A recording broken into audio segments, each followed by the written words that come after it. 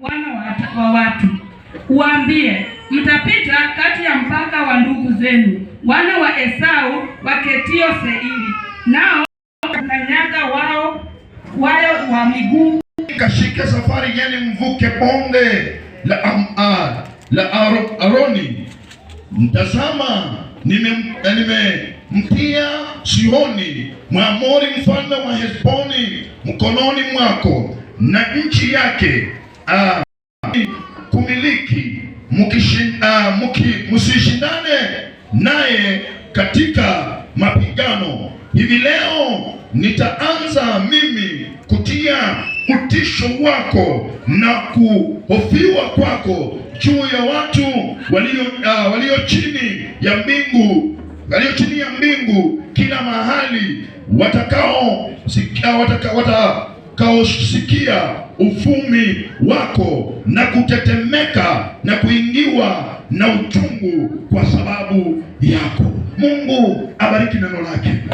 Sasa kwenda kwa uko nyuma sana, bali mambo ambayo tunayasoma kwenye kitabu cha Kumbukumbu la Torati ni Musa tu Mungu anamtumia kukumbusha wana wa Israeli, maana kizazi ambacho kilikuwa kimetoka Misri pamoja na Musa walikuwa wengi wameshakufa, wameondoka, na sasa kuna kizazi ya kwamba kuna mtu ambaye aliwatoa kule Misri, akatembea na wao, akawavusha mito, akawatembeza wakati ambapo hawakuwa na chochote, wakati walifuatwa na Farao, yeye akawakinga na kuwafunika.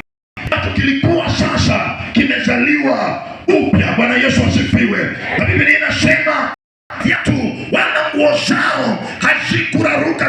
Elewa tu ni kwamba mkono wa Mungu una nguvu ya kulinda walivyo navyo na wasivyo navyo, ya kwamba nguvu za Mungu zina uwezo wa kulinda, ya kwamba mkono wa Bwana una uwezo wa kulinda walio na pesa na wasio na pesa. Biblia inasema Mungu akawaongoza na wakafika mahali hapa ambapo tunapasoma leo. Akaondoka akaenda kuchukua amri za Mungu kwenye mlima juu. Neno la Mungu linasema walikaa pale, wakawa wanafanya shughuli pale, wakaweka hata hema la kukutana, kila kitu kikafanyika pale, maana walikuwa wapumzike. Lakini wanapopumzika na kusoma neno la Mungu, wamejiona ni kana kwamba wamefika mahali ambapo walikuwa wanaenda, wakajiona ni kana kwamba mahali ambapo walienda kule Kanaani hawajafika. Biblia inasema wakastarehe. Kuna mambo mengi sana utakaposoma Injili utakuta yalifanyika tu wakiwa pale Mount Sinai, wakizunguka, wakifanya mambo mengine bayo ya kumpendeza Mungu. Akawaambia wana wa Israeli, sijasema hapa ni Kanaani, sijasema hapa ndio mwisho wenu, sijasema hapa ndio paraha yenu, sijasema mmefika mahali ambapo mahali mlipo hapa sio mahali penye nilikuwa ninataka mkue. Mungu anasema sasa hivi imetosha, fanyeni safari muondoke, fanyeni hatua mtoke hapa, fanyeni uamuzi muondoke hapa, maana mmekaa hapa vya kutosha. Bwana Yesu asifiwe. Mtoto wa Mungu, Bwana Yesu ainuliwe. Moving to the next level. Mungu hajawahi kuumba mtu abaki mahali ambapo ako. Mungu anaamini katika growth. Ninasema akimaliza kunyonya anaanza kukula. Hizo ni nguvu za Mungu zinatenda kazi, maana Mungu hajawahi kuamini kwa mtu ambaye anabaki mahali. Mungu anaamini kwa kusoma kwa viwango vingine. Hawezi umba mtu akasalia mahali pale, hawezi tengeneza mtu akabaki bila ulivyo.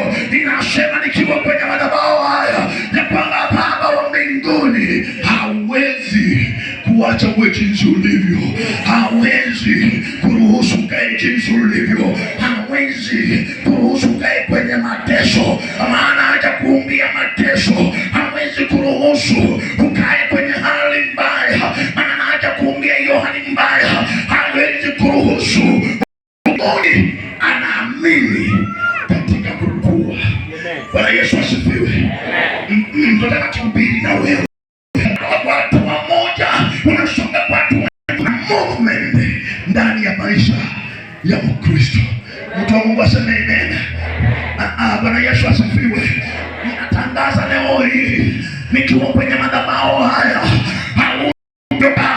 hautaishi vile unavyoishi, hautakaa vile unavyokaa, hautadumishwa vile unadumishwa, hautarudishwa chini vile unarudishwa chini, maana hayo sio mapenzi ya Mungu. Mapenzi ya Mungu ni kwamba uendelee, ujijenge, ujiendeleze, ukuwe kama mtoto ambaye Mungu amemuumba.